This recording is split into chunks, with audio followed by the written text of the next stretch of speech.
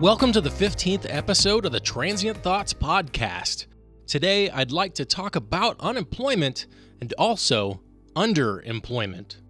Recently, I'm sure you heard something about, unemployment is like super low for the last 4 decades or something. In fact, according to the Bureau of Labor Statistics, in June of 2018, it was only at 4%. In July of 2017, it was approximately 4.4%. So that means of all the people who could be potentially working, about 96% of them are working. They all have jobs in some way or another. So 96% of employable people have a job. That's awesome, right? Well, maybe hold your horses just a little bit, okay?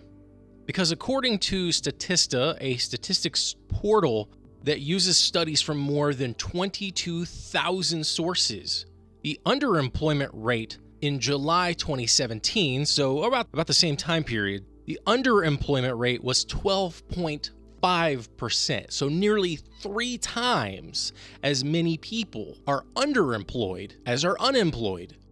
Now, obviously, if you're unemployed, then you're not technically underemployed, because when you're underemployed, that means you're employed.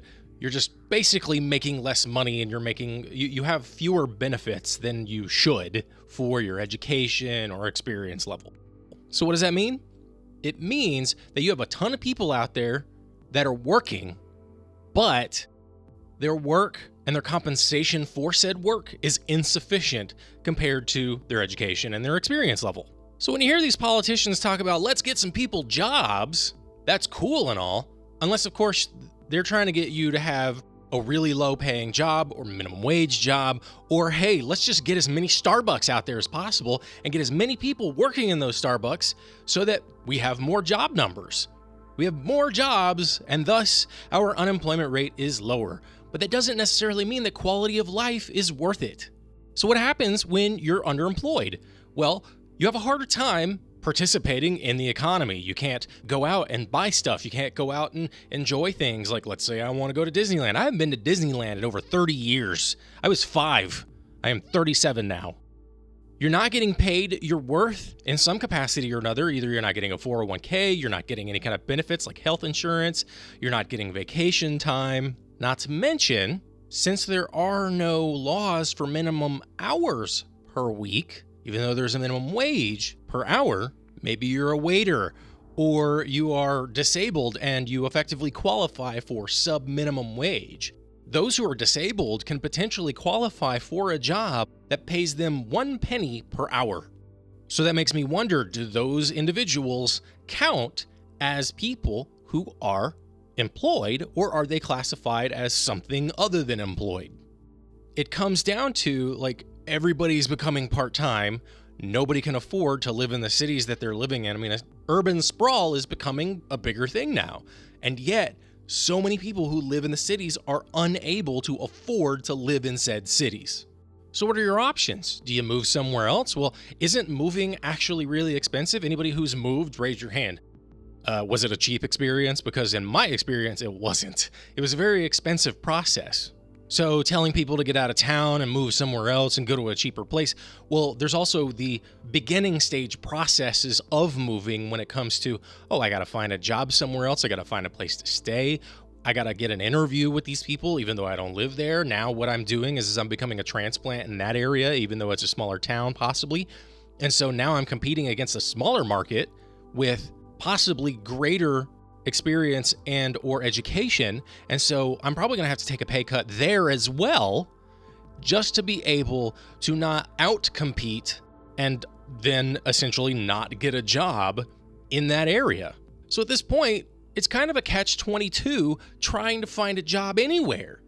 This is one of the reasons why so many people want a higher minimum wage. I live in the Los Angeles Metroplex. I currently make $14 an hour, and I am guaranteed to have no more than 29 hours per week. I am a part-time employee. Right now, I live in an apartment, a very, very bad apartment that is $430 a month. I have a roommate who lives in his own room. I got my own room too. Cool, but it's, we've got infestations of multiple kinds. And Maintenance issues aren't even rectified in timely manners. We've had plumbing problems for literally a year.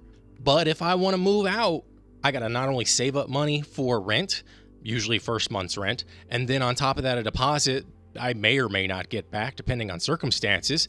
And almost everywhere I move to, either I'm going to have to live in another place with another person, and most likely my rent is going to nearly double or more depending on where I decide to live. And that's just in this location. But if I wanted to move somewhere else to another market, I got to figure out all that other stuff like I said before. So it's not so simple as, well, you got to get up and leave. I don't even have a car. I can't afford a car. I can't afford the insurance and monthly payments and maintenance costs and gas costs. Getting a car would probably bankrupt me right now, even though I have a decent savings right now. It's not 6 months though, and that's also another issue that all sorts of people who are underemployed can't afford. And then on top of that, you have things like government assistance. People have to lie to get government assistance just so they can survive and save, to be able to get things like food stamps and the like. It's not a simple process to be able to survive anymore unless you got lucky. I don't know, man. I don't know. I feel like I got lucky in a lot of ways, but at the same time, I'm pretty screwed where I'm standing. If I was working full time making the money that I'm making now, I could move into a nicer 1-bedroom apartment. If I was making $15 an hour, I could probably move, or at least save up and move and maybe scrounge a little bit. Couldn't afford a car though.